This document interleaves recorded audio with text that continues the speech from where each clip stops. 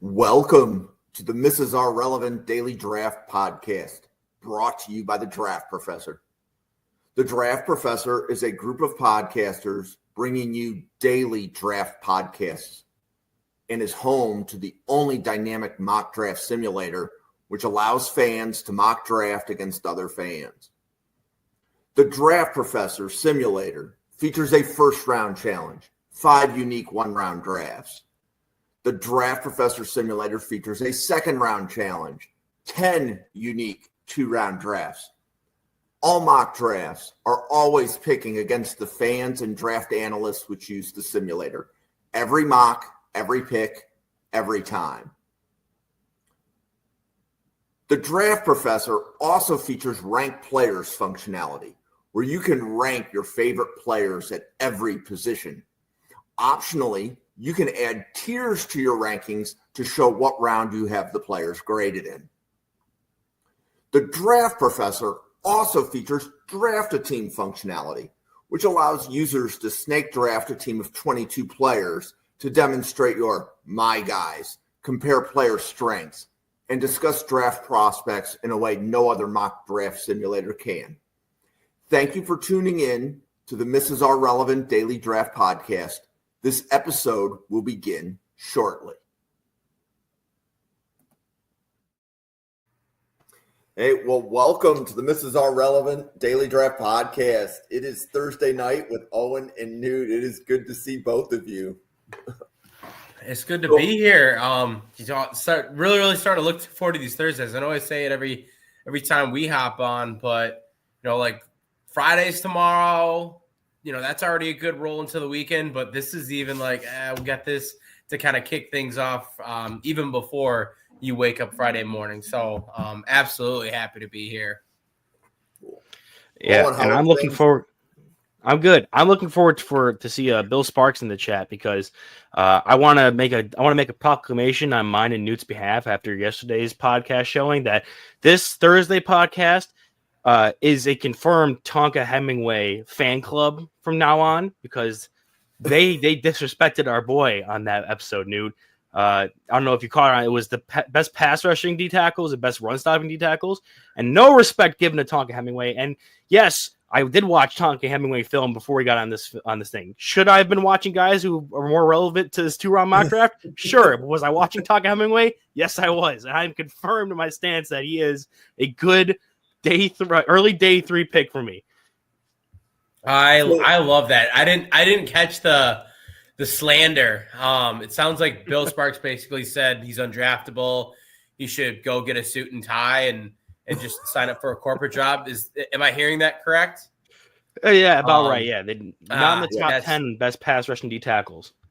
Oh man, that is brutal. I mean, I'm lower on Tonka Hemingway, but I think if we're talking about pass rushing tackles, he'd probably he'd be at least mentionable in there. I'm not saying he's number 1 or 2. He should have been in the top 10. Based upon what I heard you guys say, I thought he should have been in the top 10. Well, the problem is Riley Mills' name probably takes up 3 spots alone. So then you I get that then. Yeah, actually, one of the guys, Durst had him as a 3-4 run stopping defensive end. He made Durst's list for the run stopping. Really? Run stopping? He says if it's a 3-4 defensive end, he says that's what you want to use Riley Mills for.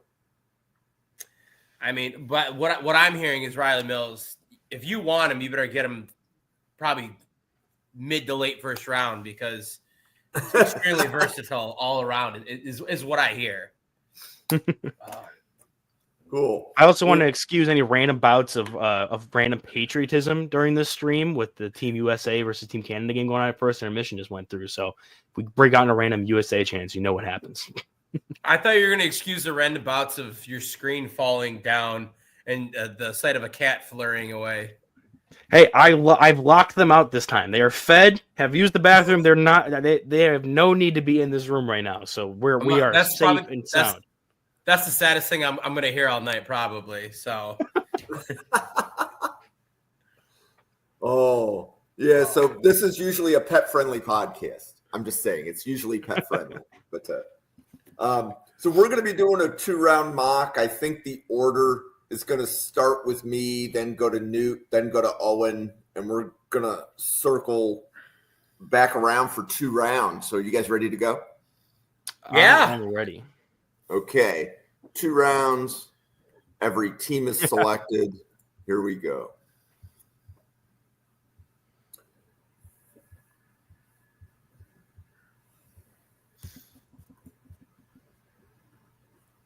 Okay.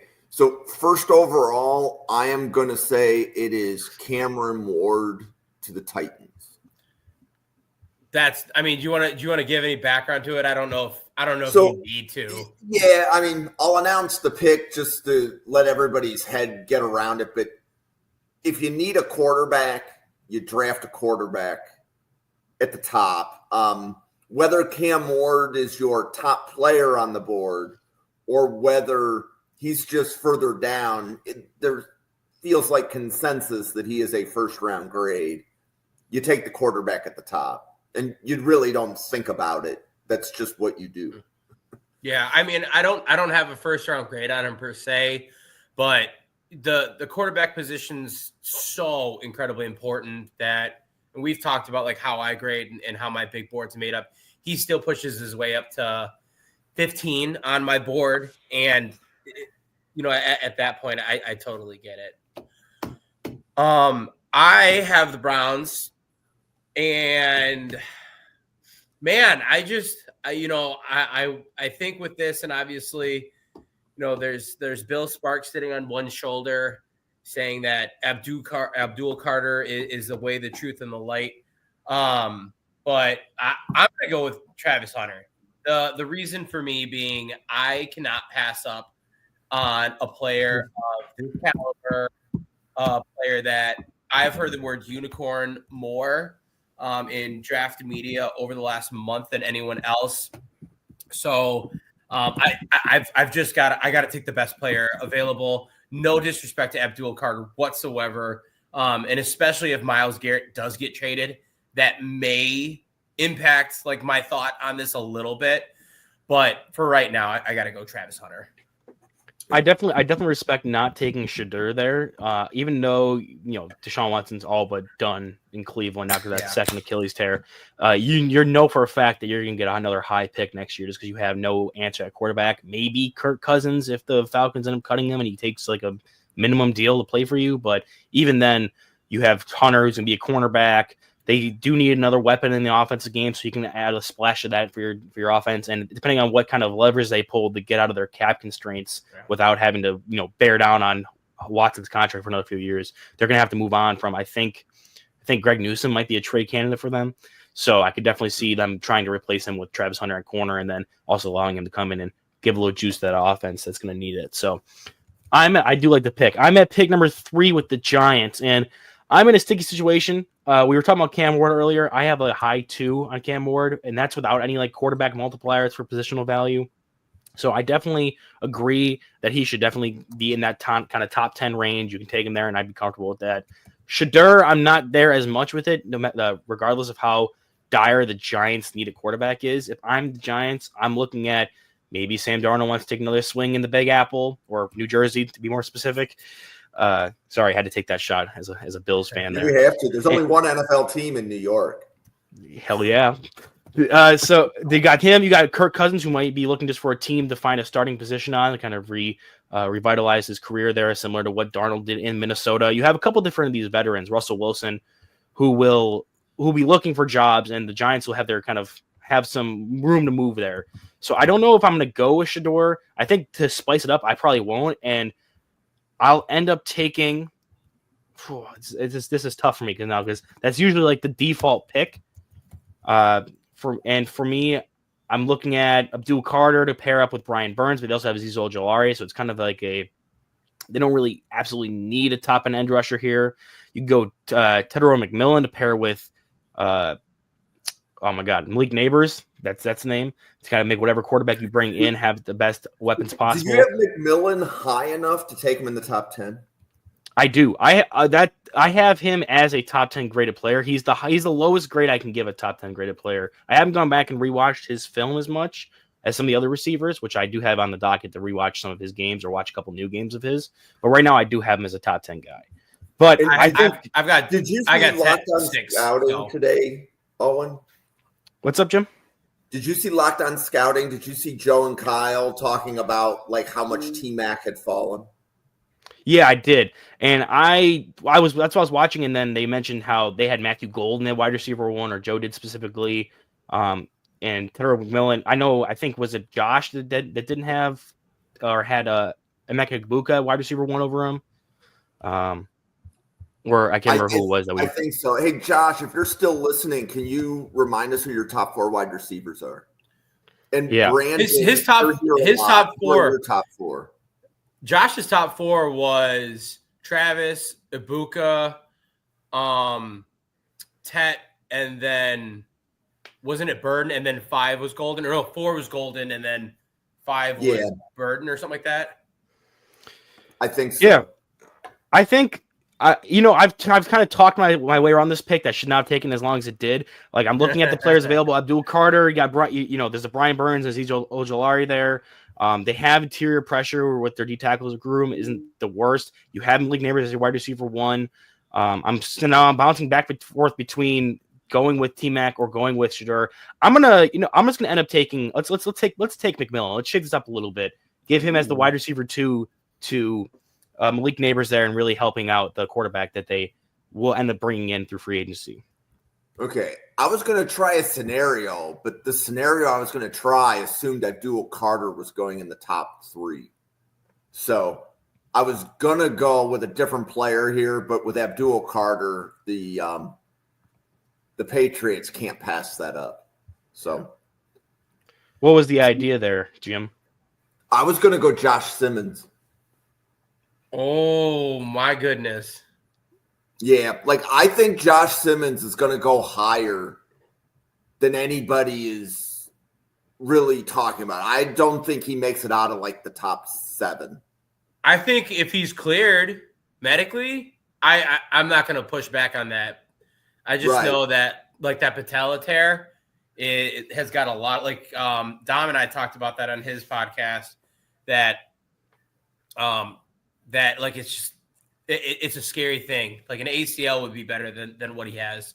But I do agree. If he's healthy, he's the number 1 left tackle in this class. Yep. I agree with that. Yep. Hey, and Brandon, it's great to see you. You're here nearly every night. So it's awesome to see you popping in. So when we get to the Texans, I'm sure we will offer up the peanut gallery. Well, since, we're 4 picks in, 13 minutes into the podcast. This is, we might have to get through this too quickly at this rate that we're going. I'm going to make a really nice, simple, easy pick here. I'm going to go Mason Graham to the Jaguars. Mason Graham is a blue chip talent for me, top 3 player on my board. And conveniently, the Jaguars need interior defensive help. They need help on both sides of the trenches, but this is going to be where that versatility is for getting a guy that can play both run and pass, getting a guy that's an impact player. I don't love cornerbacks here yet, though if Graham was gone, I'd consider Will Johnson. I'm still high on him, but I'm going to go Graham. Okay. All right, so now I'm here with the Raiders, and even though I said what I did about the Giants and not wanting to take Shedeur there super high, I've kind of always liked the fit of Shedeur to the Raiders, having that, Tom Brady's running it now. They're going to be expending a lot of capital into making that offense better. They don't really have anybody. They have Minshew. They have Aiden O'Connell. I'm not sure how ready free agents are going to go to be in a division where you're playing against Justin Herbert, Bo Nix, and Patrick Mahomes 2 times every year.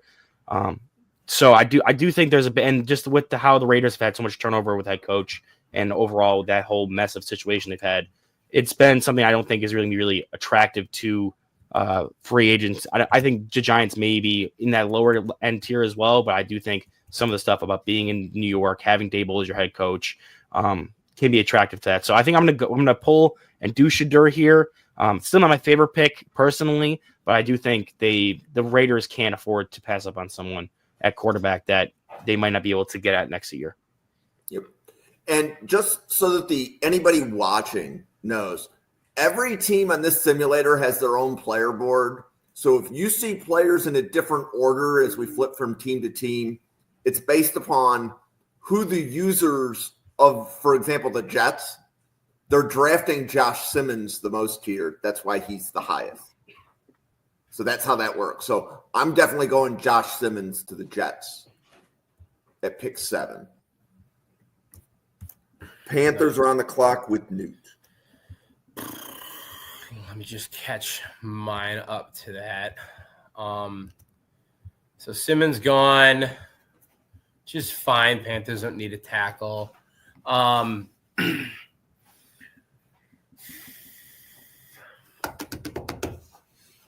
don't like. I just. It seems like the Panthers need everything, but like nothing at the same time. I would have loved for Tet to be here. And I know that they just took like a wide receiver last year with that kind of like sneak into the first round, but I'm gonna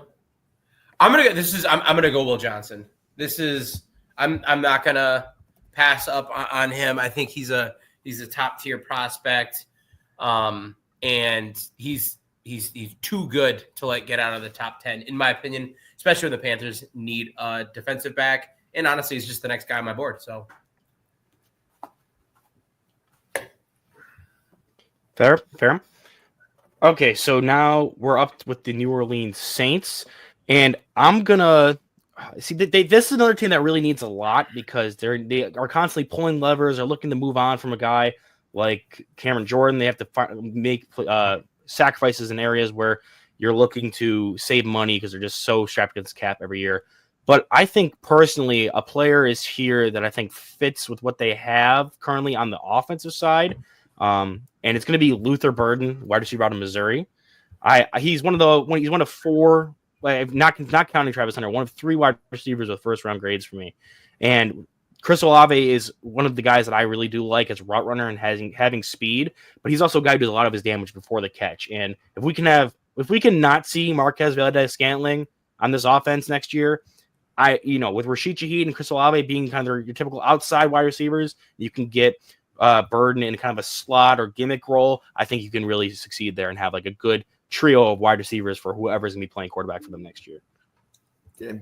So my hot take for Locked On Scouting is that Kenneth Grant goes in the top 10. So we'll see if they choose to answer that tomorrow. But I'm going Kenneth Grant at 10 to Chicago. I like that. I really like that. I mean, I hate that as a Packer because I like Kenneth Grant. I wouldn't have done that personally, but I think it's a really cool way of looking at filling a position where the Bears they need to beef up the trenches, and he's going to do that for sure. All right, so we got San Francisco. They're another team that needs trench help. I shit you not, Jim. I would have taken Kenneth Grant here, had you not. And I'm actually kind of salty looking at that now. Oh, damn it. It's a lot harder to draft against humans. That is. It's like, it's the truth. Because you don't, and like, or if you're doing like a team draft, you never know like who's going to go before you or X, Y, and Z. I'm going to go Kelvin Banks Jr. and I'm going to drive like 90% of the draft professors nuts with that pick because I know that he's not necessarily like a huge name there.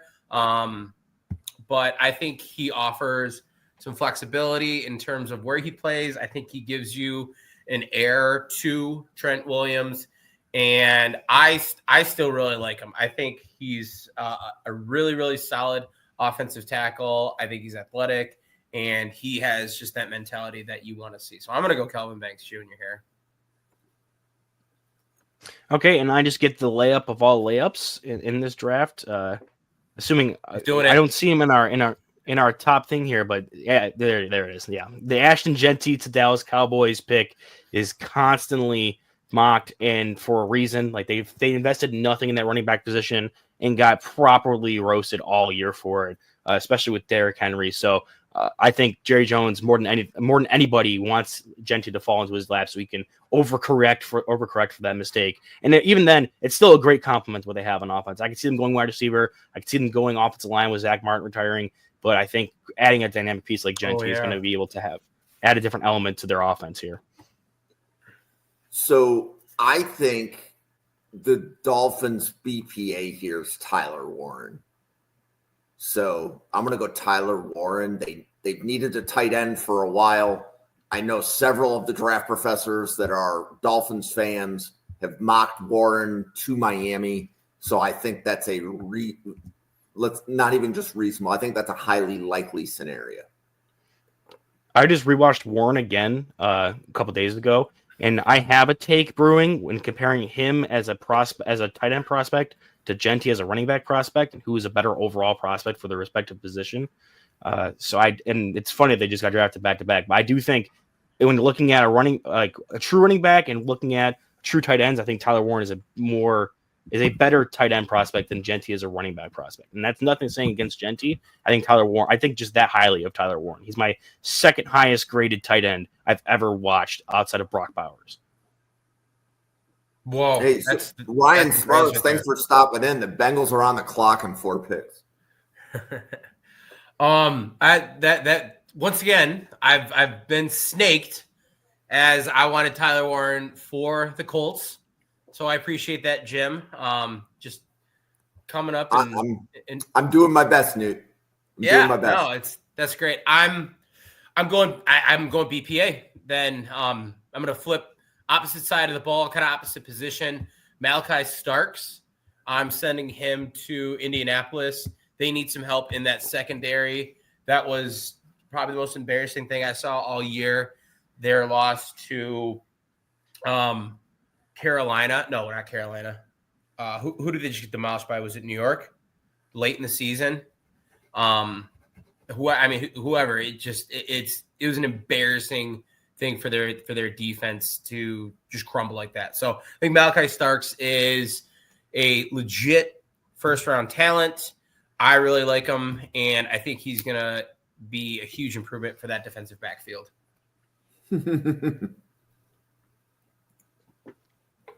Yep, they'll get their linebacker help from the Bengals. So okay. I'm on the clock here with the Falcons, and I'm actually going to go against what my big board says. I have Walter Nolan as my D tackle 2, and he's still on the board here. I do think that the Falcons are going to move on from one of Grady Jarrett or David Onyemata for cap-saving reasons and just to get out of their contract. They're kind of on the older end of it. Good opportunity to take advantage of a strong defensive tackle class, and then also get cheaper and get younger and probably more talented compared to what these guys are at their level of their career at the moment.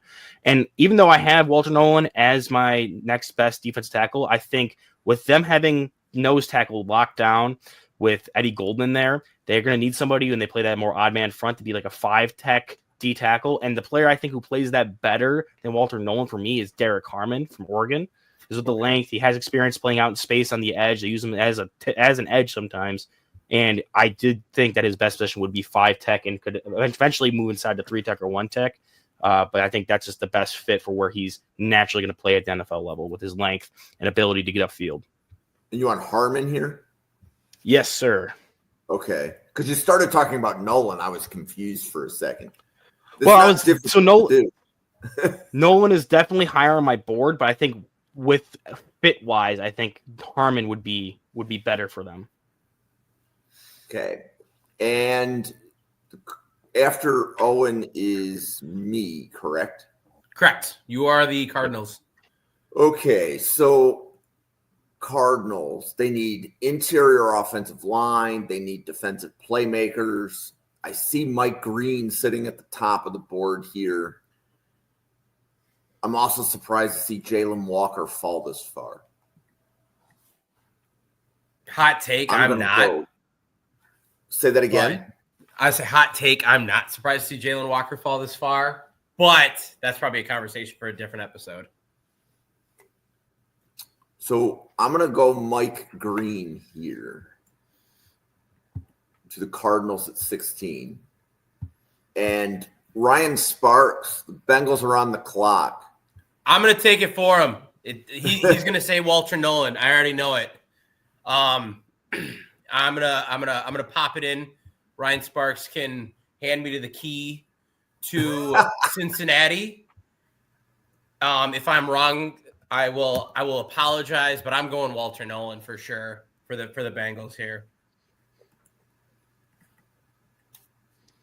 Okay, and then Owen, you're up for Seattle. So this is another kind of like layup for me personally. We're gonna go with the best player available on my board right now that is also at a position of need for the Seattle Seahawks. And we're gonna go with Will Campbell to play guard for them over the likes of Laken Tomlinson or Anthony Bradford. They have those two stud tackles. You just got to bring someone who I think Will Campbell's natural position is going to be at guard. And if you bring him in, he's already going to be an immediate upgrade over whatever you had from last season. Here's the other thing I heard about Campbell too, and you think of Abe Lucas, and he had a strong end of the season, but he's been riddled with injuries. And if you need a guy to kick out, then you do have a little bit of that with Will Campbell. Obviously, you're hoping that he can just play guard for you, but you get a little bit of first position versatility out of him, even though that you probably don't want that as his long-term role. Yeah, I do think that gives you ups his value, and I'm surprised he lasted as long as he did. I think Seattle's sprinting that pick up personally, so I do think that we'll see him as guard, especially in Seattle right away. But like you said, both Abe Lucas and Charles Cross have had injuries in the recent past, so we could see him be kind of a flex player for them. Okay, and this is me for the Buccaneers. So I believe they need linebacker help. They need corner help. I'm curious, do you guys have a corner that's worthy of 19? Like, do you have Azrae Thomas that high? I wouldn't bat an eye at it. He's like 15th on my board. Yeah. Okay. So I'm going to go Jalen Walker because I know they need a linebacker. Well, I know they need a linebacker, but I thought I remembered, like, from a team need standpoint, they need corner, edge, and edge and linebacker. You're right. So, oh man, yeah, Azrae Thomas definitely a top 15 player. Yeah, I'd take him here. All right, I'm not going to take him then. Oh, that was amazing. Thank you. So Broncos are on the clock, and they need every skill position on offense, as well as defensive tackle. Yeah, they need a fair amount.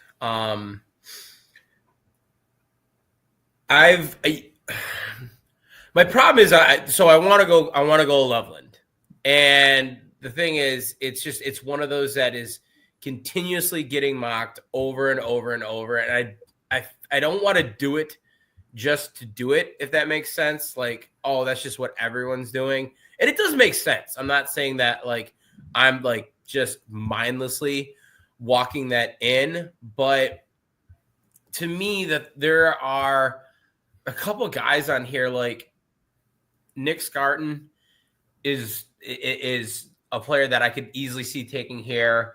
Membu, they have really good edge depth. I know, and that's the problem. It's just like he's falling, and I really, really like him. I've got a top 10 grade on him, but their edge depth, like as you're saying, is just very, very good. They have a sneaky linebacker too. Yeah, so Jahad Campbell had popped in my head. And I think he's who I'm going to go with is Jahad Campbell because I want to shake it up a little bit. And I love the Loveland pick. I think it's great, but I just can't. I want to see something like a little bit different. And I think that would be Jahad Campbell. And I think he's totally worthy of it. I really, really like Campbell as a player and as a prospect. Well, I have a lot of Denver fans that watch the page. So when I post the results of the mock draft, I will be sure to tag you in it to let you know what they think.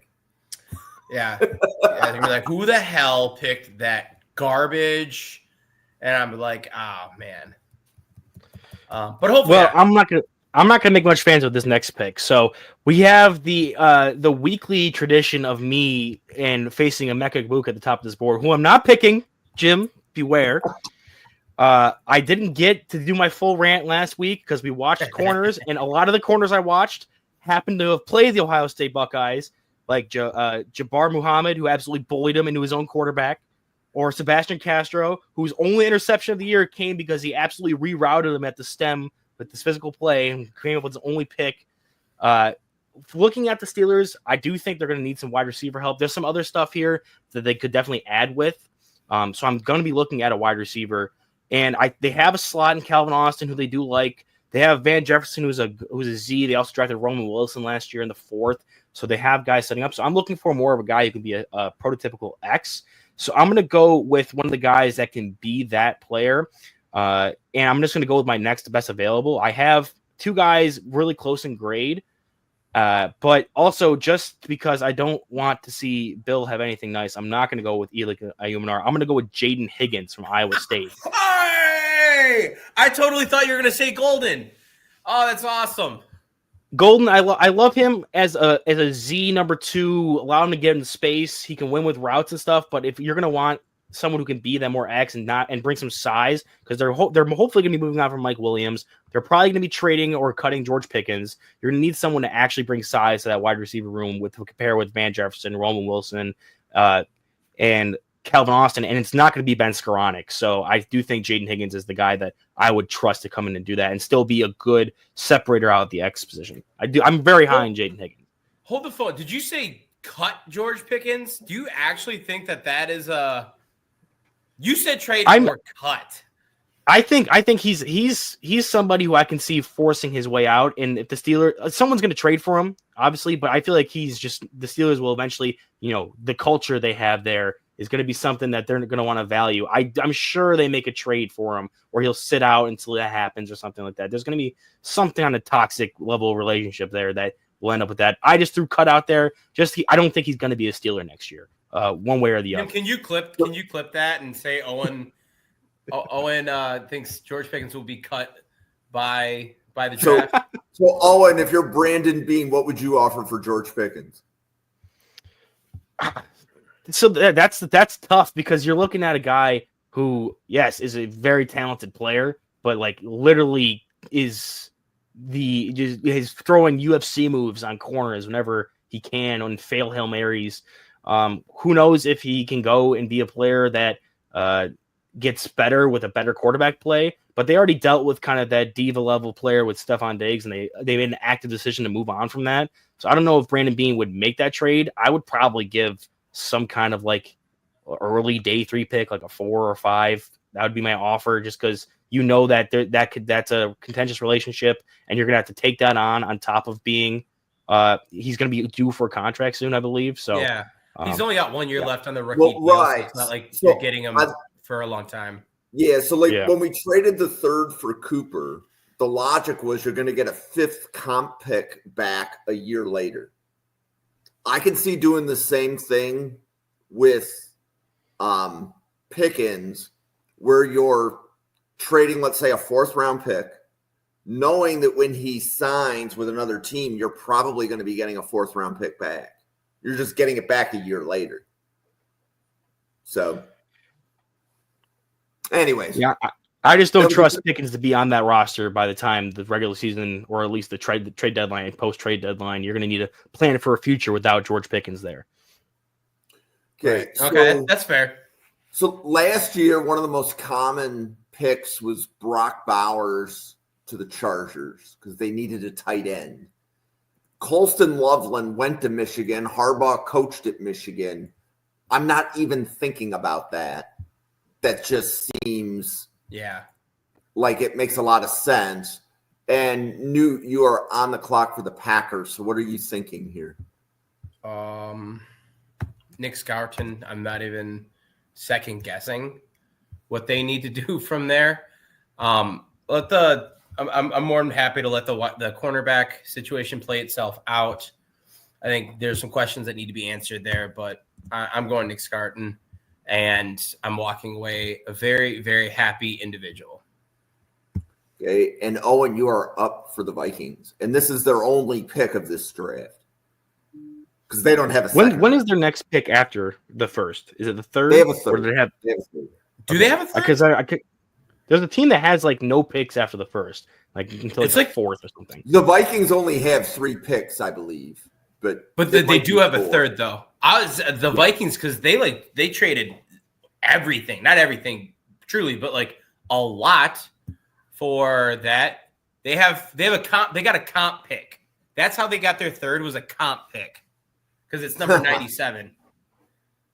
Okay. So yeah, they're going to need to hit on this pick and specifically add it somewhere where they're going to need some instant help there. Now, Micah Williams being there is good. You're highlighting there. We got safety Nick Emmanwori. I think Emmanwori. I think you said I could definitely see that there, especially with Harrison Smith getting older. I also am interested in D tackle because their current projected starters are Harrison Smith and Jerry Tillery. Nothing's really. I mean, I do love me some Alfred Collins. Yeah, screw it. We'll pull the Alfred Collins trigger here. I love me some Alfred Collins. He can play either the 1 or 3 tech, depending on what they're asking him for. I'd love him at the 1 tech. And if you really want to beef up on the inside and let some guys like rush from the edge that are kind of on the smaller side, you can definitely roll with that and have Alfred Collins be a pocket pusher. So I do like some Alfred Collins. So there we go. Nice. Okay. Also, so U.S. Brandon, is 40. are you suggesting that you want? Oh hell yeah! Here? Is that what you're suggesting here? So if Shamar Stewart is who Brandon wants, I'm not going to sit here and debate it with him. I'm just going to give him a minute to confirm. Do they need an edge? Do they need an edge though? Well, he was just saying that they could cut Grenard to save a good bit of cap. Did they just got him like last year, didn't they? Is this contract that or like set up in that way where it's like a one and done type thing? Or I'm sorry, he said they can cut Denico Autry. Oh man.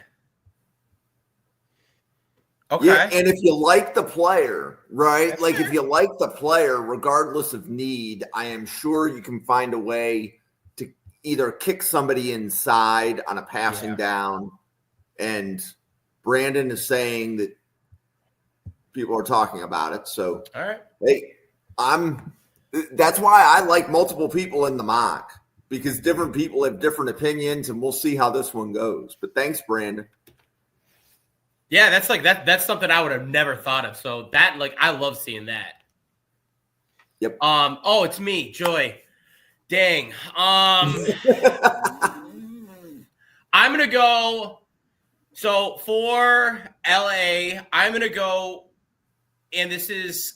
Oh wait, Azariah Thomas is still on the board, isn't he? Yes, he is. Oh yeah. I'm going Azariah. I was gonna go Morrison. But if Thomas is still on the board, I'm going to go with him. I think they need to shore up that position a little bit more.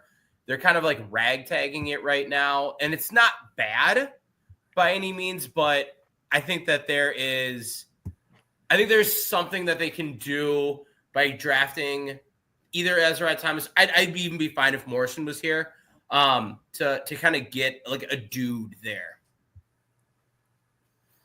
Okay, so I don't know if Josh is still in the chat, but I think in this situation, the Baltimore Ravens are sprinting to go draft Michael Williams. They relied on 33-year-old Kyle Van Noy to put up career best numbers. David Ojabo hasn't really worked out the way they wanted him to. This is very much like that same style of hybrid linebacker rush edge rush linebacker edge that the Ravens love, and they always kind of capitalize on these guys who fall on the board. So great value there for the Ravens.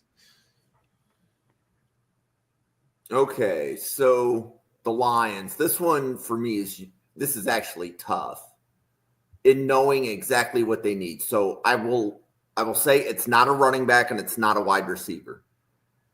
Those are the two things that are flashing through my head. So even though they probably need a wide receiver 3, I don't know that you draft wide receiver 3. No. Like Igbuka maybe could be that in gold, like maybe, but they have a downfield receiver already in Jameson Williams. Igbuka's too much like Amon-Ra, in my opinion. Yeah. I think my personal favorite receiver for them to go there would be Ayumanner, just because they have Tim Patrick in that role right now. And yes, you have your deep threat in James Williams, but he just got popped for an illegal gun possession again, and he's been suspended and injured a bunch of times. They may be looking to move on from him eventually. But also, Ayumanner kind of plays that same role that Tim Patrick does as this bigger body guy who can go up and win at the catch point, but also kind of stretches the field. And Ayumanner is just an elite run blocker as a wide receiver. And you have him, Amon-Ra. They love to pound the rock. I think from a stylistic standpoint, that's a wide receiver that they would go with, and that could fit that role on their offense and have like a good pathway to start. I don't know if wide receivers like their biggest need, especially here where you're kind of picking through who you like specifically for that spot. So that would be my suggestion for if you're going to go wide receiver with the Lions. Also, I want to clear up the Williams slander. He didn't get popped for another gun possession. This was from the one back in October. The NFL decided decided that I was just like, what? Like, how is this guy figured out not to illegally carry guns? This would be the second time in 6 months. They just made the ruling on it. Oh, okay. That makes more sense. You know something? I'm going to pull something out of Josh's QB rankings. Oh no! This is a Will Howard pick. No, what? Will Howard, quarterback 2. Oh. So Josh had Will Howard as QB 2, so I'm going Will Howard here. Oh my god! You know that feels like a pick that would happen in real life. That we're all just sitting here, like the Michael Penix pick last year, where you're just aghast. Yes. The reaction on both of your face was worth that pick. You know, I've Jim. So I'm marking my own big board off to the side, just like I'm kind of going off mine. I don't even need to mark that pick off. I don't think I was going to get to where he would be at. So yeah. Okay, I'm good. That was I was expecting a Jackson Dart shout there. If you were going to go quarterback at all, that was something I was not anticipating. Yeah, well, no, Dart was in the chat. That was what Ryan said. But I decided to go for Will Howard. So okay, all right, there it is. I am going to go with Owen's favorite player, Emeka Egbuka, for the Washington Commanders. And aside from the T's, I think he's a really good fit for this team. You got Scary Terry, where he's going to be able to kind of do outside things for you. I think that if you take a look at Egbuka, he's going to be able to play kind of in that possession role, kind of underneath the route running savvy that he has. So I really, really like, and I've seen this a couple times. This is a personal favorite of mine, Emeka Egbuka, number 29 overall to the Washington Commanders. Yep. And Brandon, thank you for your support. It means the world to me. Thank you. I was not feeling the love in this room with the Will Howard pick, so I needed at least a little insane bit. I'm still not over that. I'm still shook. Well, thank you for choosing the inferior receiving prospect for the Washington Commanders, because now I get my dream pick. If I'm going to be making by the end of this process, right before the draft is, I'm going to be making a Buffalo Bills specific big board for who I think would fit best and who I'd want to see most at that pick, realistically. And I think Matthew Golden is going to be my number one guy there. He's just a stud, and he's exactly what they need at the Z receiver spot, opposite Keon Coleman. We'll have Khalil Shakir in the slot. He would fit the absolute perfect role for that Buffalo Bills offense. So I am in love with that pick. I was worried you were going to actually take Golden there because that is a popular spot for him to go right now. Yeah. Luckily, I get my guy without having to move up. Okay, Yeah. and the Chiefs need a safety, don't they? Isn't one of their guys a free agent? One of their starters is a free agent, I think. I believe he is. Yeah. Who is it? Oh, I can't think of his name. I can't think of his name either. I know they drafted Jaden Hicks last year in the 4th, and he saw a ton of snaps and actually played pretty good for a rookie campaign. But maybe I think that they're always looking to kind of plug away at the secondary just because teams have to throw the ball against them so often. So their safeties were Justin Reed and Brian Cook. I could see corner here, so replacing or moving Jalen Watson back down to corner 3 opposite Trey McDuffie. That's a spot I could definitely see them going. You also have. So I was thinking of Barron or Watts. Xavier Watts is still here, and I was trying to think: is Reed gone? Is Justin Reed? But Justin Reed is a strong safety, and Hicks is behind him, and they have Brian Cook. So I do think it's a corner. I'm gonna go with. You could also go offensive. You could also go offensive tackle. Yeah. Wait, Connerly is here. Yeah. Say Josh Connerly. That's a popular pick. I think that if you are not comfortable with Connerly as a prospect, I get going DB. But if you think that he's at all going to be an upgrade over that room, obviously minus Thuney, who's being forced to play out of position right now, then you got to go with that. Okay. And Newt's on the clock for the Eagles. So this is going to be where the slough. No, it's not going to. This is going to be where the slide stops. Yeah, that's where I was going. The slide stops here. We're going to go James Pierce Jr. Another player that is freaky in terms of his, speed off the snap. He's explosive. He's got really good length. I feel like the Eagles always find a way to, make the most out of these young athletic prospects. So I think James Pierce Jr. to the Eagles, although he did not play for Georgia, so that might be a little bit of a question mark. But I like that there for them. They were really hoping for Michael Williams to fall here. That would have been that. That would be it. It's Michael Williams, edge, Georgia. Yeah, that's file it in. Okay, so do you want to go through and just do a run through the first, Jim, just so we can get a refresh on who has what? Because I have the Browns coming up. I'm pretty sure they took Travis Hunter. They did. So I was going to do it one pick at a time, meaning, so the Browns took Travis Hunter. Yeah. What would you do here? That's fine. Are we going to remember all the way through? But yeah. Do you want me to run through all 32? No, that's totally fine. I already have my pick anyway, so I'm not too worried about it. I'm going to go with Omarion Hampton here to replace Nick Chubb as a long-term player. You have Jerome Ford, who I believe is going to be on his last year of his rookie contract. Chubb may never be the same player again. I'm just not plus between Donta Foreman and Pierre Strong Jr. and John Kelly. I like that pick a lot. Okay. Does Jackson Dart cross your mind here at all, Owen? With the Giants not going quarterback, especially even if they do sign someone, for the Browns, yeah, I could definitely see it. And also with the Browns not really having a guy that is in your developmental pocket, you might think that you're going to end up with a high pick next year and be able to draft a quarterback in a better crop.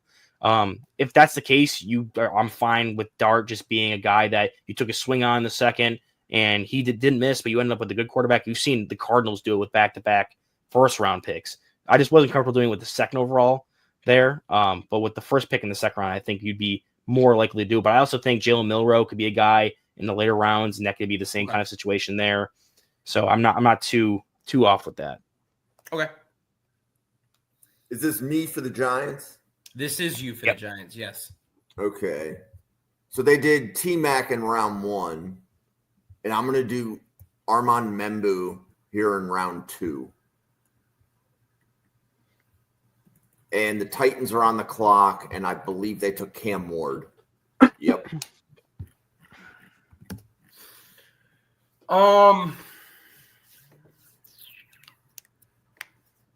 Dang. I wanted Membu. You did it again, Jim. I am getting really good at this. Yeah. I just don't necessarily like any other tackle at this spot. And I really wanted, if you're going to get Cam Ward, I want to help Cam Ward. And they also need edge. So a couple of draft professors are from the Titans. Edge and wide receiver would be really good picks here. Yeah. I'm not going to do either of those. I'm going to go Benjamin Morrison. I think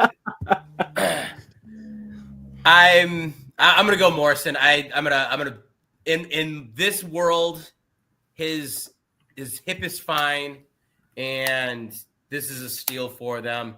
And if the Titans fans, if they want to chastise me, that's fine. I can live with it. Okay. So the Jaguars took Mason Graham in round 1. And I know there's 3 draft professors that are Jaguars fans. Corner needs to be addressed, whether it's now or really soon. Okay, I can definitely see it. I was looking somewhere else right now, especially because this has been a consistent issue with them for years and years, and they've invested into it. And now you have some more aging players, and I'm specifically talking about that offensive line. So you have Anton Harrison at right tackle. You have that figured out. But you have Brandon Scherf, who I don't know what his contract situation is. I know Mitch Morse is on the last year of his deal, and he's going to be 33 with a history of concussions. You have Walker Little left tackle, who I was a Walker Little fan when he's coming out of Stanford, but I don't think he's a guy who prevents you from drafting somebody. So we have Marcus Mbao highlight here, but I think we saw this guy snap at the Senior Bowl. And if you have him flex at the center, guard, tackle, you got Gray Zabel on the board there. Somebody who's getting first-round hype right now for the Jaguars. So I think the slide for him, I guess, if you want to call it a slide based on popular consensus right now, stops here with Gray Zabel. I love that. Okay, so I am on the clock for the Raiders. In round 1, they took Shedeur. So I'm immediately thinking offensive line. But granted, I could do just about anything, and it's going to be a good pick. Their line's actually gotten a lot better, hasn't it?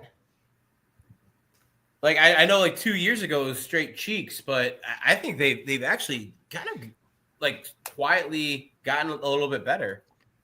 Well, yeah, they added Jackson Powers Johnson. Andre James isn't a bad center. Dylan Parham, their interior 3 is pretty good, and Colton Miller has always been kind of their rock there. I think right tackle with DJ Glaze and Thayer Munford, that's probably an area where you want to add to. But I'm not too pressed to get that right now. Okay. Unless you go Jonas Savanaia. Well, I was thinking Savanaia. I'm going with an S. It's either Savanaia or Sabian. Because they need wide receivers as well. I'm a big fan of Savanaia as someone who can play at tackle.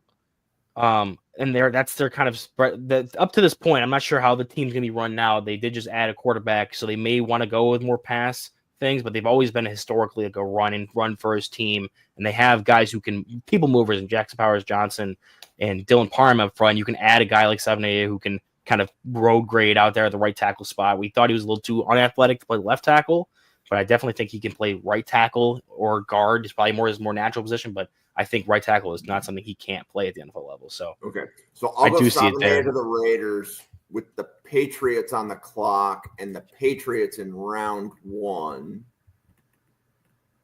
took Abdul Carter.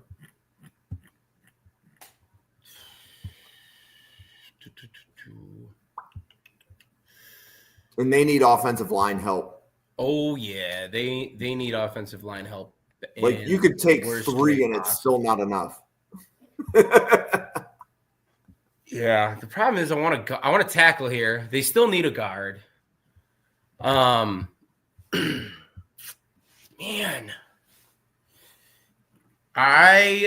you know what? I'm gonna take with the best lineman I have on my board, and that's Tyler Booker.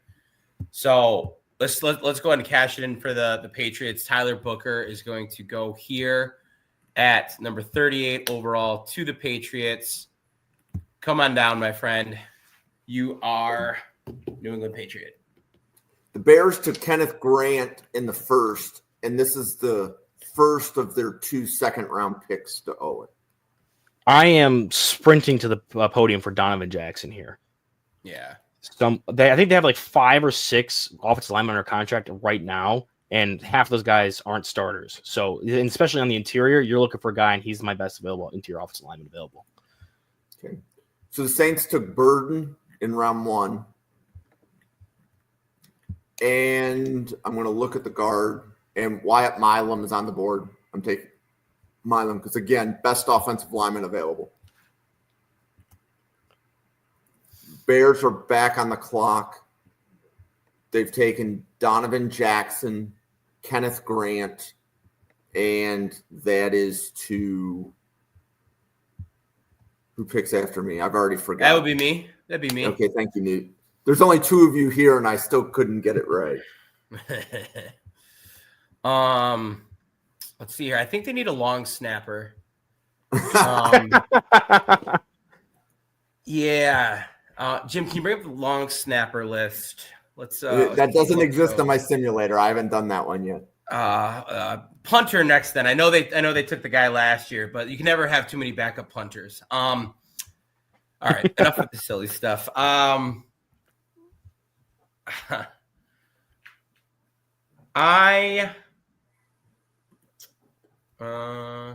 this is like, truth be told, I probably would love to just double down and have gone Milam, though. I guess I'm not like, oh baby, here it is, Luke Kandra, come on down. You are a Chicago Bear. There it is, baby. He found a way to get his guy in there. It pains me to say it, but come on down, bud. All right, so remind me real quick who the round 1 for Josh Simmons.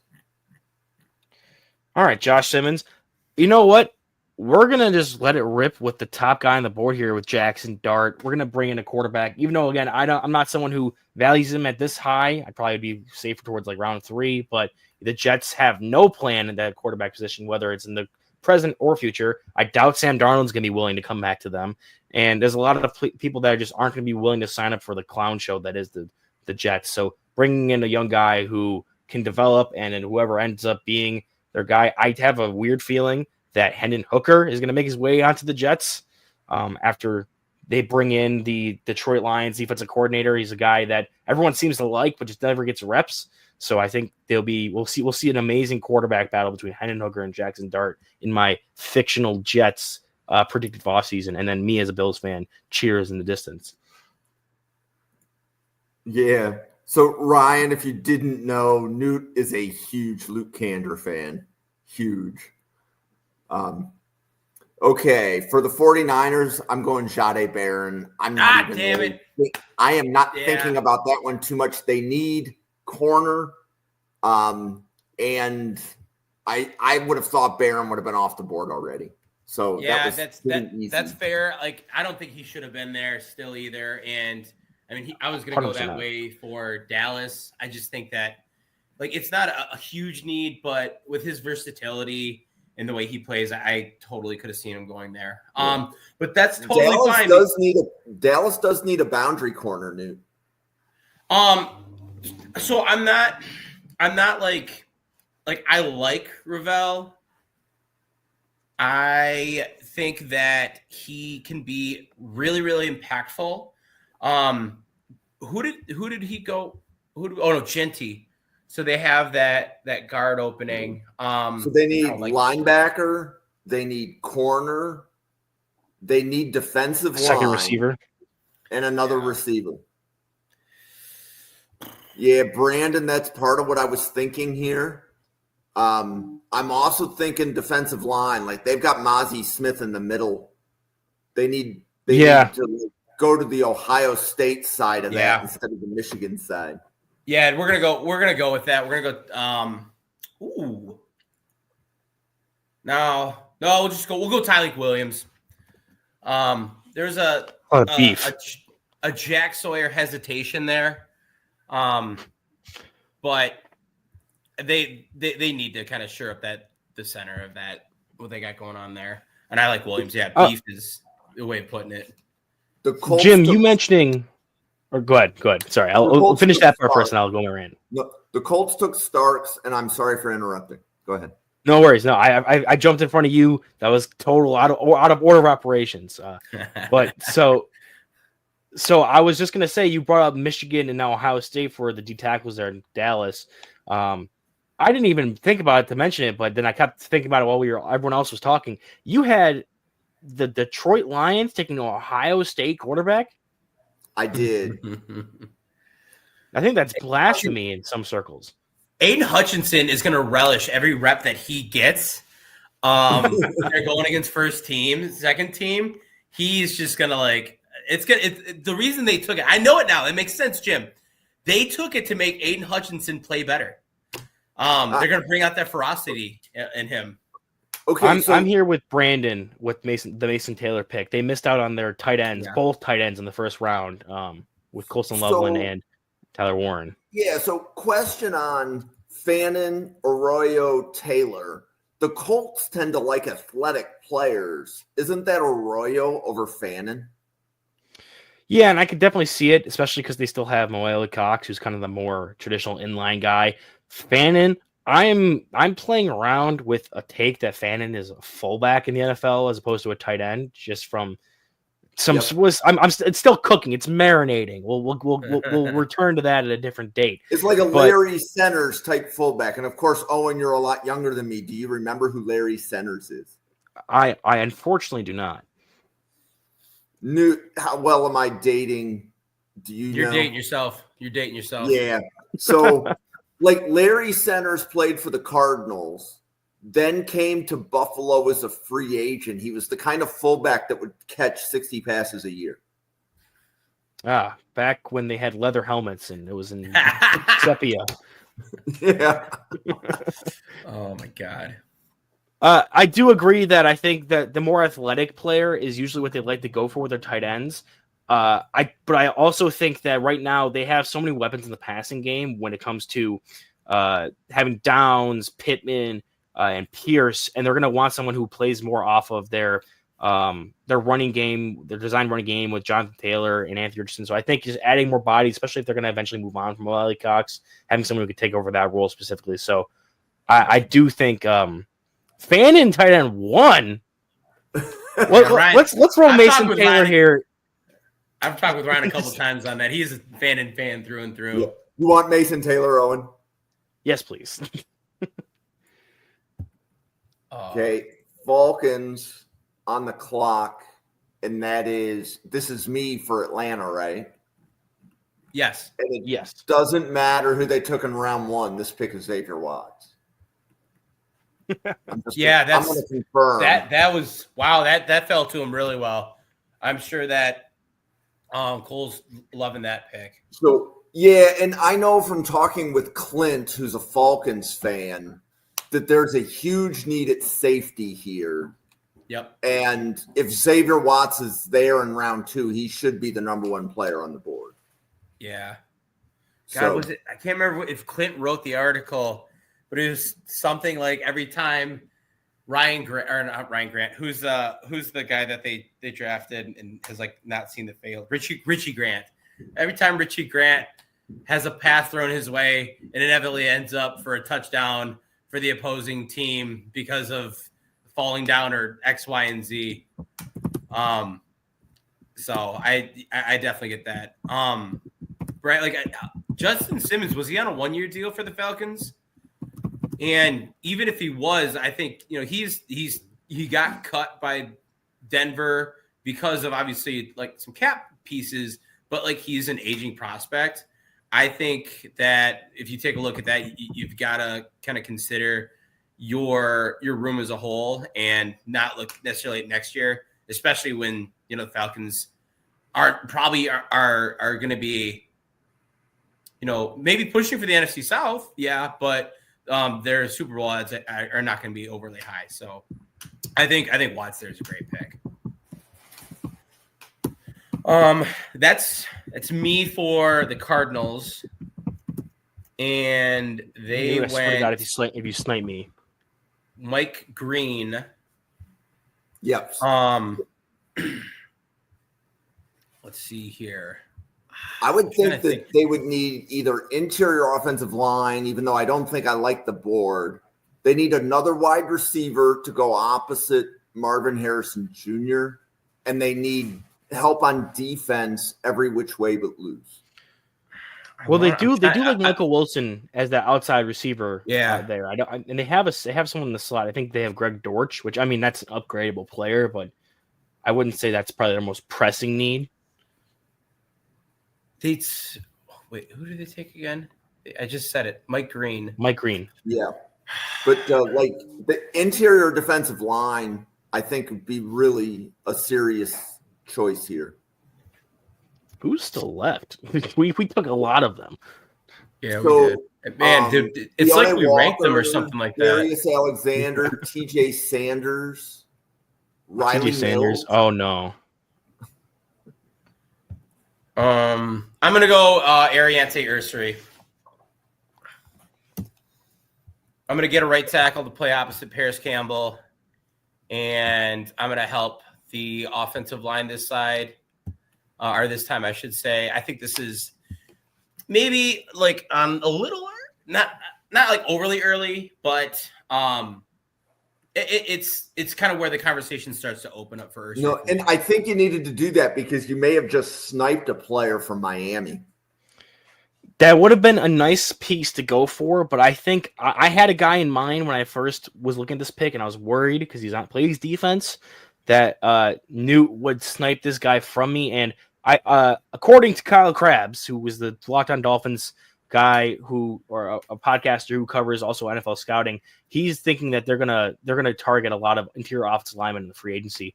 And I do respect the Darius Alexander pick here. He definitely should be higher, but I'm gonna go with Nick Emmanwori.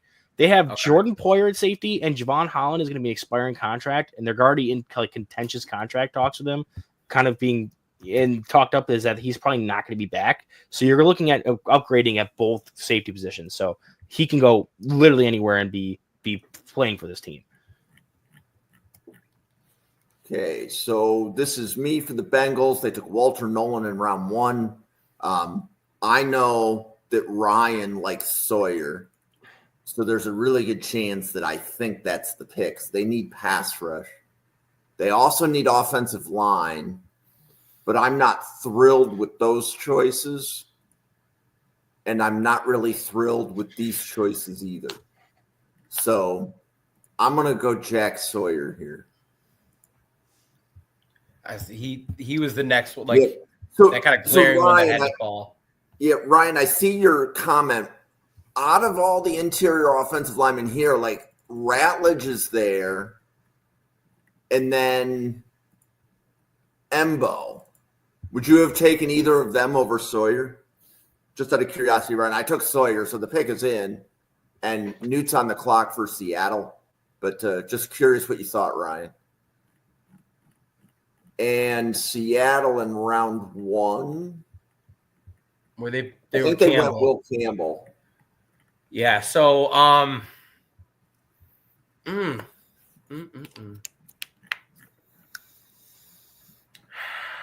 we are going to go with. This is where we're gonna go. I'm thinking Embo here because of that option for him playing guard or center, and God knows that Seattle they basically need all three. of their interior offensive linemen, like Owen said. Yeah, let's do it. Let's go, Marcus Mbo. Okay, and Owen, you're up for Denver. I'm making sure I'm pausing just to make sure I have the order right. And yeah, you're good. Denver went Jihad Campbell round 1. Wait, is it Denver or is it Buccaneers? No, so this happened in that other simulator. Doesn't have the right order. Really? Because whatchamacallit, Dom told me the same thing. And then I went to Tankathon and looked, and the order on my site mirrors Tankathon. So interesting. I would have loved Colston Loveland there in the first to make this pick a lot easier on me because Sean Payton's looking for mismatches on offense, and I'm looking at like wide receiver. It's kind of tough with who's currently on the board because like Ayumanor is good, but he kind of clashes with Cortland Sutton being there. Deshaun Vele is their slot, so you'd like maybe something better there. Isaiah Bond is a speed guy that could be a mismatch, but they already have Troy Franklin, who's just kind of undersized, kind of in the same vein as it is Isaiah Bond. I think the pick I'm going to go with here is going to be Elijah Arroyo, just because he has that athletic mismatch at tight end. They have Adam Troutman to be more of an inline guy, and they're just looking for difference makers who can create kind of these mismatch opportunities on offense and defense. Okay, so I'm up for Pittsburgh. They took Higgins in round 1. And I am going to turn around and do a defensive lineman in round 2. I'm going to go Darius Alexander. Yeah. The slide stops. Yep. And then Newt, you're up for Tampa Bay. Okay, I got which took. I'm looking. Jalen Walker in round 1. And right. Wow. Okay, and look at the top 3 guys on the board. Like, I'm impressed that the fans, like, that this is who the fans are picking when the Buccaneers are here. So I'm feeling pretty good about that. Nice. Because I think for Tampa Bay, I think any of those top 3 picks would be excellent.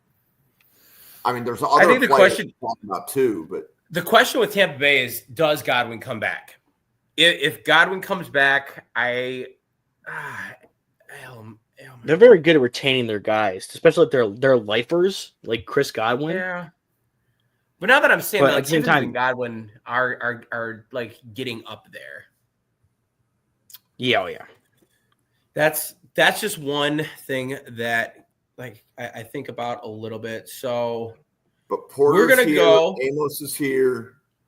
I'm gonna go Ravel here. It's another one of those that like the slide stops for him. In my opinion, I do. After you said it, I thought a little bit more about that wide receiver and the age. Even though they have 3 guys, if they keep Godwin, the age is still starting to kind of show itself. However long Mike Evans can go, kudos to him. But I think that they have to take BPA when it's like that high, and Ravel is definitely gonna have a spot in the backfield. Oh, how the turns tabled. Do you want to do the Green Bay pick? No, I actually I would love this to not do the Green Bay pick. Okay. Yeah, well, so this is working out perfectly because I'm gonna be doing Green Bay and Newt will be doing the Bills. Now, Newt, I want to slide some ideas I had past you because I was looking at Ravel just because you have to find a corner. I was looking at a corner opposite Jair Alexander or in replacement of Jair Alexander if that ever ends up being a situation that you need to move on from. I know they've tried out a couple different things with Eric Stokes in the first round previously. I'm also looking at Ayumanor, just because I know Christian Watson hasn't really lived up to what they've drafted there, and that's kind of their height, weight, speed guy. So I'm kind of curious what you're thinking on which position would they tend to aim at here, and what do you think their need is specifically when it comes to like what kind of receiver they would want in that room, or what kind of corner they need specifically, whether it's going to be a replacement for Jair or opposite. The thing with Io Manor is I don't know how well he tests. I like him. I like him a lot. I have Xavier Restrepo just like a touch above him, but they wouldn't take Restrepo here. I think for me, you said the two guys that I'd be happy with here. If you took Trey Amos here, I'd love it. If you took Alec Ayomenor here, I think that's great. And I think he has the opportunity to blossom into that wide receiver one. I don't want them to take a guy who's got, high floor, low ceiling. I think Io Manor does. I think that there are still a fair amount of good wide receivers left on the board, but I don't think when the Packers get back around there that there will be. So I don't think you're going to go wrong with either one. Io Manor being here does make me a little bit happy, and I have him higher on my board. Yeah, I also do. He was the one I was considering going back and forth with the Steelers pick way back in the first round because I have them graded very similarly. I just ended up going with Jaden Higgins just because I like him a tad more as a complete receiver prospect right now. I think Io Manor definitely has a decent ceiling. He was a track guy in college, Canadian player, hasn't played a lot of American football for a while. He's a smart guy, works hard. Oh, he's Canadian? I didn't know that. He's undraftable then. With the Four Nations on right now, I can't. Tie game getting third. Exported. Yeah, say that I draft a Canadian. No. I like him for sure. I think he definitely has. I think he has like wide receiver one potential. I don't know if it's ever going to be reached, but it's definitely there. So I think I'm going to lean towards Io Manor there for the Packers. I like it. Okay. So this is me for the Chargers again. Yes. Right. So they took the Colston Loveland in round one. And does Jim Harbaugh dare go an Ohio State running back? I was thinking Henderson. That's also what I had in mind. I'm gonna what the hell? I'm going Travion Henderson. And Newt is on the clock for the first of Buffalo's 2 second-round picks. Oh man. This is pressure. The pressure is mounting against 2 Bills fans here. Like the pressure is. Sorry, I'm just like getting my board updated to match. So, the Bills took Matthew Golden in the first, which makes a ton of sense to me. How high do you guys have Jordan Phillips? Not high enough to take here. Yeah, same. Okay. Correct me if I'm wrong, but Jordan Birch wouldn't fit in that system that well. So yes, because he's a bigger body kind of power edge rusher, but they also took AJ Epinesa, who was another guy who was like 285, 290 on the edge, and then eventually just molded his body into whatever they so willingly pleased. Okay. This is what I'm gonna go with. I'm gonna go with Trey Amos here. I think that it helps build that depth. We saw in that AFC Championship game them get demolished, and I know they had an injury, and that forced Elam out onto the field. But I think if you can get some depth, get a good young player in there, then you're not going to run into a situation like that again. So I'm going to go with Trey Amos. How does it grade out, Jim? Oh, I like it. Okay. Owen? Yeah, I think you're right on with corner being a need there because Christian Benford did get knocked out, and right now Rasul Douglas is set to probably be a free agent that walks. So they're going to need a guy opposite Benford when he comes back from injury, which was a concussion. He should be good to go. And that right now it's penciled in as being Kyrie Elam.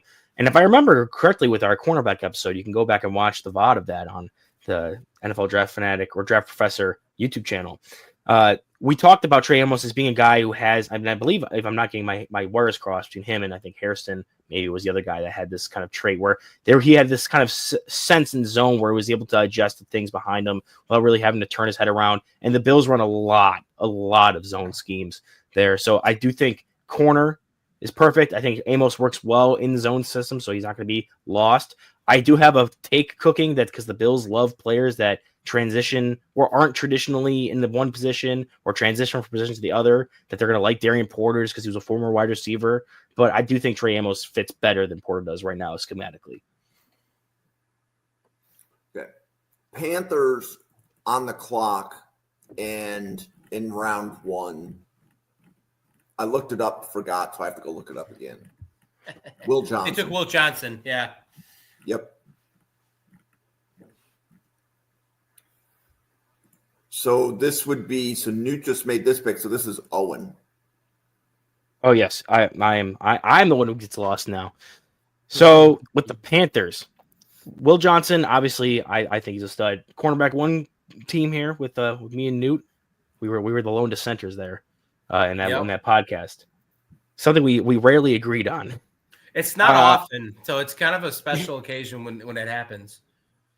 I'm kind of mad at I kind of sniped myself here with the Iomanner pick just because Jalen Coker is penciled in to be their starting wide receiver outside of Leggett and Thielen. So I'd kind of want to add someone there. Maybe they go after that in free agency. They kind of need a little bit of everything. I don't know who are your available receivers on your board right now, Jim. While I pull up my board here to take a look at what we got going on. I would say Jack Felton, Besh, Sabi, and Williams. And I mean, there's a few others. Obviously, Royals is there. Restrepo is there. Horton this high. Restrepo, Bond. I think because if they bring back Thielen, unless they want to create cap space, I don't think they have any reason to not want to bring him back. He seems happy to be there. I think they need an outside guy to complement Xavier Leggett. And I'm going to go with my current highest wide receiver left on the board, and I'm going to go with Trey Harris from Ole Miss.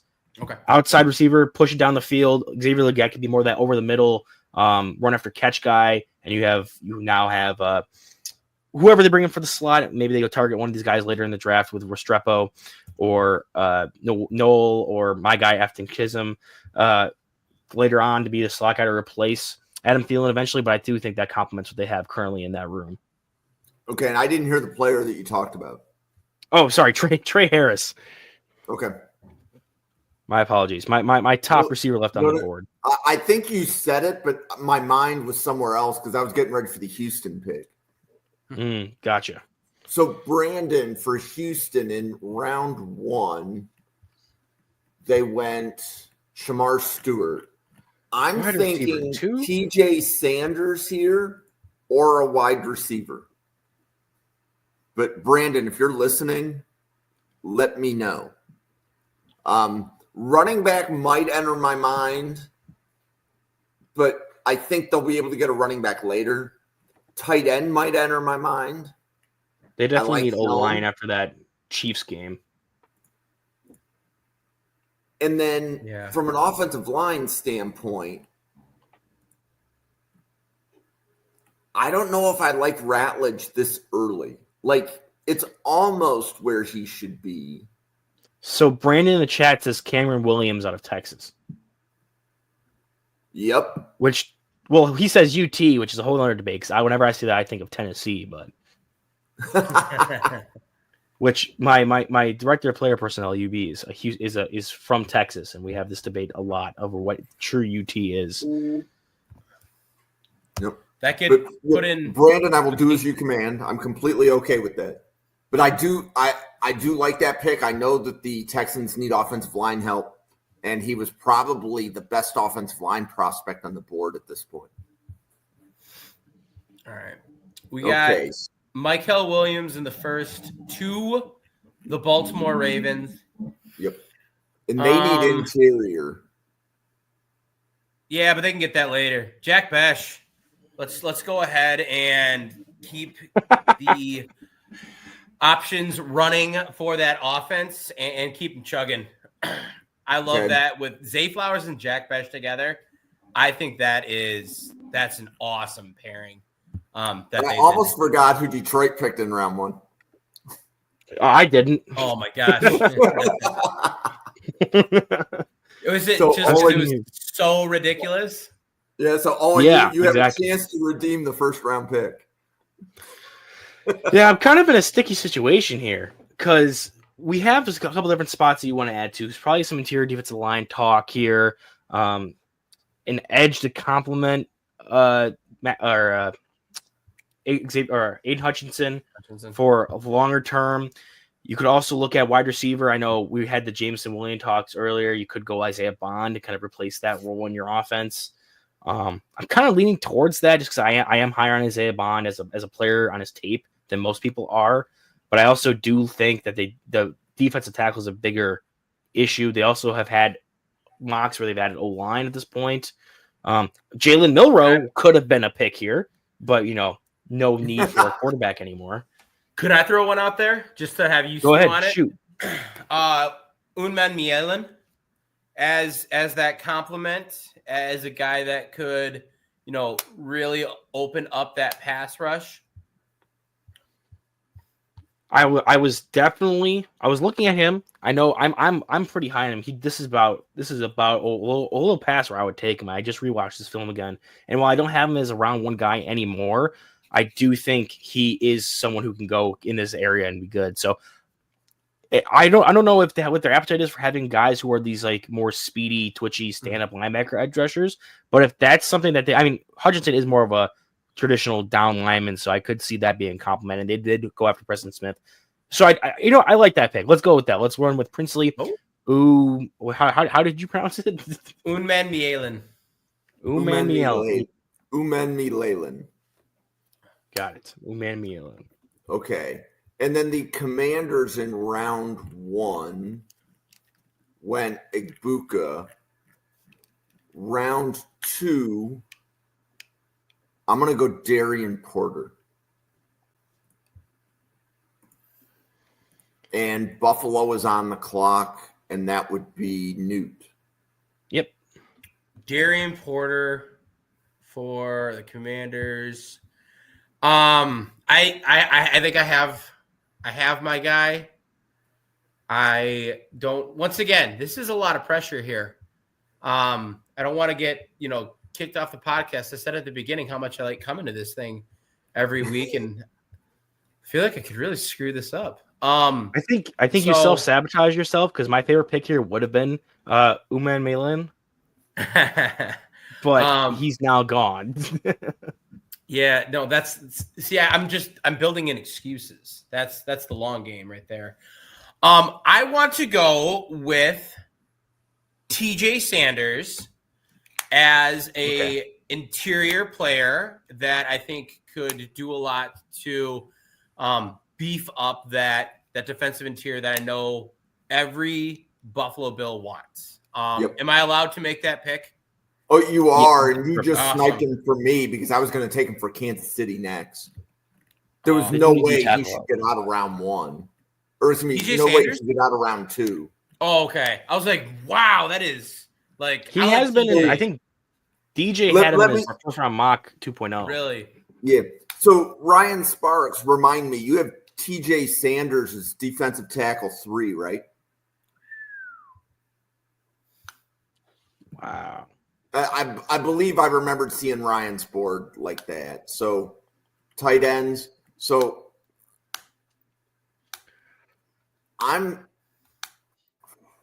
if I did tight end here, it's Gunnar Helm.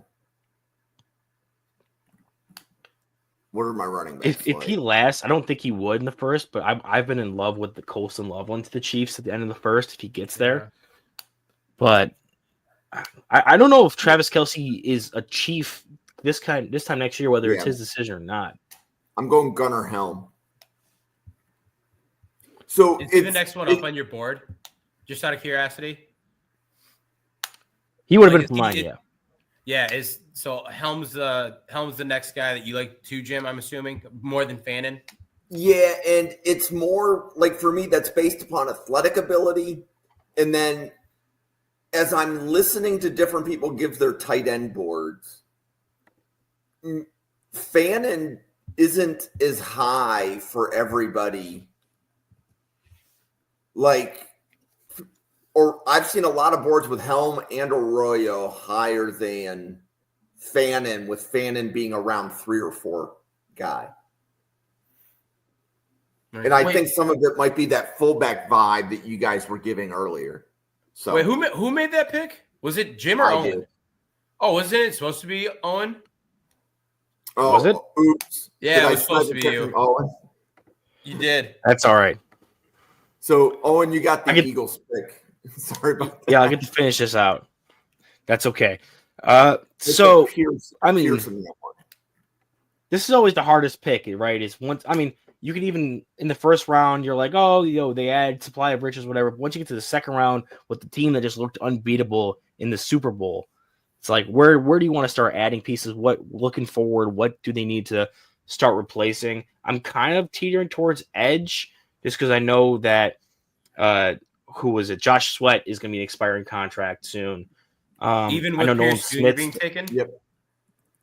Oh, they took Pierce Jr. Never mind then. Yep. See? I'm glad we thought alike there, though. That's good. Yeah. Well, yeah, if I would have paid attention to what happened earlier in the mock, I would have totally agreed. I mean, I'm struggling to see a spot where it's like anything jumping out immediately to me. I don't know if I got any input from you guys or the chat. What are we thinking is the most pressing need for the Eagles at this point in the tight draft? End. They need a tight end. A second one, I don't you mean? like the, well, outside I of don't them. like the tight ends though. No, so the question would be, would you take Fannin to the Eagles? So David, who's a Philadelphia Eagles fan, he's a draft professor. It's edge, tight end, and I think he said corner.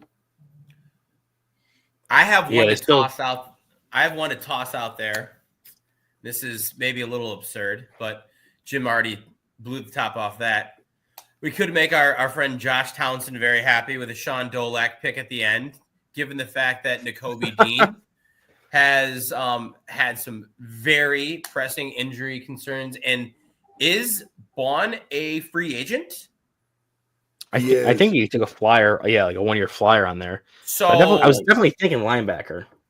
I'm not saying that you got to go Dolak. That was more just to kind of get the conversation in there. But I think linebacker is kind of a under the radar need for them. If there's one here that you like. Yeah, and Ryan is suggesting Ratledge on the interior as well, because I don't know if Mekhi Becton is under contract. Yeah, so PFF has guard as their top need. Yeah. On their list of current needs here. So it could be Ratledge. Plus, you're looking at Landon Dickerson, who's going to be a market resetting guard if they don't feel like they have the cap space to fit him in there as well. Could go interior. Could go linebacker. I know Kaiser from Notre Dame. I can't remember who it was on the linebacker podcast was talking him up a ton a few months back when you guys first covered him in the same episode you guys covered Dolak. Yeah, so Josh likes him. Yep. Yeah. Let's make Josh happy. I can't go with Dolak here in good consciousness, but let's go Jack Kaiser to be a developmental linebacker for them. Nice, cool. And just like that, in 90 minutes, we finished a 2-round mock. Man, that's actually pretty good, given the fact we were 13 through 4 picks. We did just in time to catch the third for America's victory in ice hockey for the first time since 2000. I don't even know how long ago. I don't know. I still remember 2010 watching them lose in overtime to the freaking Sidney Crosby goal. It's one of my earliest hockey memories was that Olympic run. Oh, yeah, but God, they haven't played. I can remember it. They haven't played in a championship game. This is what I heard was the U.S. versus Canada hasn't played in a best on best international championship game since that 2010 gold medal game. So I don't even know how long it's been since U.S. beat them. Yeah, it's got to be a long time then. I'm interested to see all the tweets with the grades out and getting some reactions on that. I will download these and get that going. While we have both of you guys here and the audience still here, there is a 32 GM mock tomorrow. It is actually going to be hosted by Dale, who's Bengals and Brews, who's been on with you guys. It's going to be hosted by Bill Carroll. Dale's awesome. It's going to be hosted by David, which is Philadelphia Eagles News. So it should be a pretty big event. Bill Carroll is with NBS Media. And I've been working with Bill for about 3 years on draft stuff. So the event tomorrow should be among the larger 32 GM mocks that we do. Nice. So, hey, so there's a question in the chat. Do either of you guys want to take this one? Sure. I think there's definitely been especially I'll field it because I was the one who took T-Mac to the Giants there at 3. I think there's especially some blowback. We get this every year with players that are so good it gets boring, where you just start getting blowback on like what makes them kind of special. I wasn't the biggest Drake London guy coming out. To what he's played so far in the NFL, I think that comp's not disrespectful at all. Drake London was like the 8th overall pick in his own draft class, ahead of guys like Garrett Wilson and Chris Olave. So I don't think that should keep you, if you think he's like Drake London, that should keep you from being super high on him. But for me, it just becomes the mix of he has great movement for his size, and his size is what makes him elite. His body control to be able to adjust and make catches and come back down in bounds and really just you can throw up any kind of ball to him, regardless of where he is on the field or what the play is, and you can trust that it becomes a 65-35 ball or a 70-30 ball. I probably should have went with more round numbers than a 50-50, just because he's so elite at high pointing and body control and has that size and has the explosiveness out of his stance and out of just in any kind of position he can get himself in. So I think while he isn't like an absolute burner, he does bring you stuff that you do love to see, and it kind of combines a bunch of different elements of different receivers. I don't want to make this comp, but just because I don't think he's not as good of an athlete this guy is, but I think like his ceiling is like he can get like Julio Jones-esque with the amount of like insane catches he can do, be able to extend, use that frame to really attack any kind of ball you throw at him. And I do think he's being a bit underrated now because of how much backlash has been with how popular it has been for him to be in the top of the boards.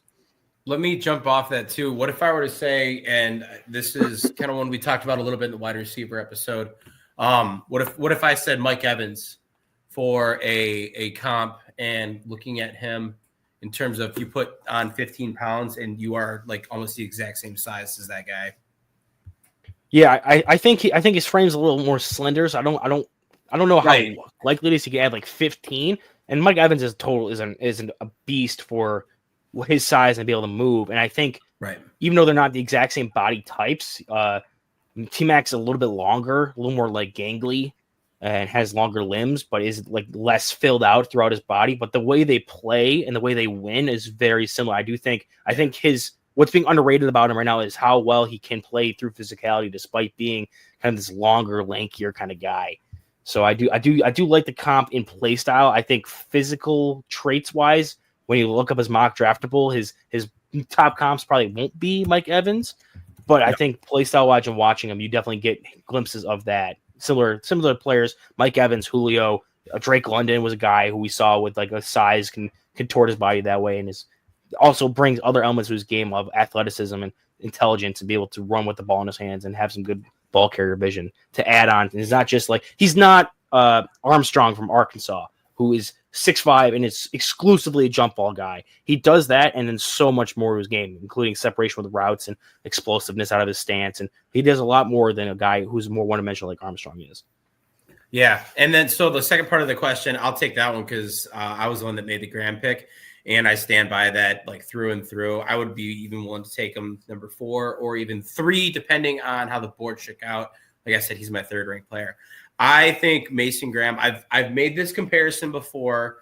And there's a lot of, and it's funny because Owen, I know you may just made a tweet about helmet scouting and helmet comps. But I I compare him in my head in terms of, and the question was really well worded in terms of like can he take over a defense and like what are you banking on with Mason Graham?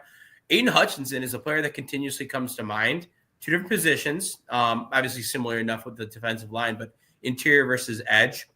But I think he's like the surest of things for just about any player that you're going to see in this draft. I think he comes in with a extremely high floor, and he's going to be a player that has a ceiling that's going to be based on both his ability, his size, but then also just like the way he approaches the game. I love everything about Mason Graham and how he operates. For an actual comp, like in terms of like athletic and profile, I don't do a ton of comps myself. Quinnen Williams has been the one I think that has been thrown around a ton, comping to Mason Graham in terms of both his size and his movement with that size. And I think it's totally appropriate. I like that one a fair amount. But yeah, I think Mason Graham is the highest floor defensive player in this draft. I think I could agree with that, especially because he has a high floor, and that's what a lot of what I value when I'm ranking guys. Mason Graham, also my third overall player. Mine goes Travis Hunter, who, just to push back a little bit because we can never agree totally on anything, Newt. I do think Travis Hunter has a higher floor just because he has that element of playing receiver. I think Travis Hunter's floor is receiver, and then his ceiling is at corner.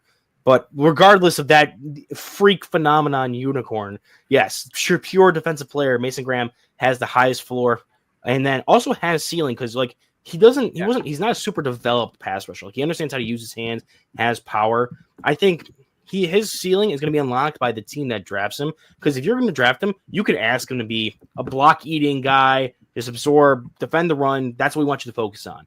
But if someone drafts him and was like, hey, we want you to be an impact player on pass rush, put some more time and effort into there, and we can live with you not developing your run defense as much right now and then slowly working everything towards together. We want you to get up to date with pass rush. He can also be a higher end pass rusher. So he has a high floor, also has a high ceiling, and it's all dependent on what you're going to ask him to do because he can literally do everything.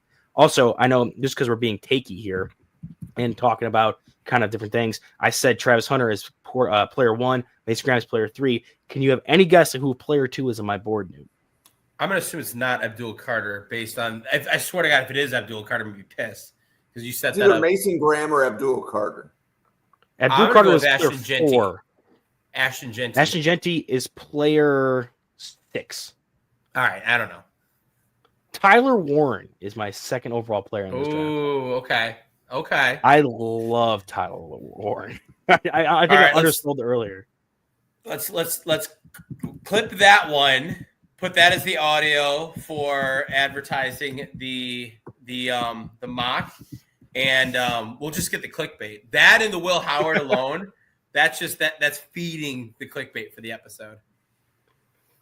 I would love to do some kind of tight end episode if we did something like that, because I do think this tight end group is really interesting because you have a guy, you have top end talent with Warren, and you also have a guy in Colson Loveland who I rewatched his film again. I had him originally with a first round grade. I dropped him down to just barely out of a true first round grade for me, but still a guy I'm totally comfortable taking there. And is another guy who isn't a true inline blocker, but is more of this. You want him as your number 2 tight end move guy. You have guys. The Georgia Tech tight end Haynes King, I think his name is, or that's the quarterback. There's a tight end in Georgia Tech that's an elite run blocking guy, but doesn't really offer anything outside of that. Then you have Harold Fannin, who we've discussed, tight end 1 in the chat. Also, we have, I think he could be potentially a fullback. You have a bunch of guys with different body types and abilities that I think could you can get into a good conversation talking about if these guys are tight end 1, where you can match them up to their kind of types, like we did with the wide receivers and corners, breaking down different categories, even then with tight ends. So we did a tight end episode today at 7. So that was the warm up for you guys. So awesome. Durst, his boards are the 2 on the left, and he divided them up just like you said, Owen. So the list on the on the left are the inline tight ends. So that would be this one over here. And then these are his flex tight ends. Yeah. Jackson Right. Hawes was who I was talking about, the Georgia Tech guy. Nice. Yeah. I'm glad you clarified that because I saw the second one on the left and I saw no Tyler Warren at all in that list, and I almost had to fight everybody. He tried to not put a tight end in both lists, but he said like Tyler Warren and Gunnar Helm could have been in both lists. Yeah. Kind of thing. Yeah, but absolutely. Anyway, so yeah, I mean ultimately we can do whichever content you guys want, but we are running relatively late. So let's shut this thing down so that we can replay it. Because if it's under 2 hours, we can replay it. 100%. Absolutely. So for the 37 draft professors for the 37 podcasters at the Draft Professor, for Owen, for Newt, for me, thank you so much for watching, and we will see you on the podcast again tomorrow. Go USA Hockey. Yeah, there it is.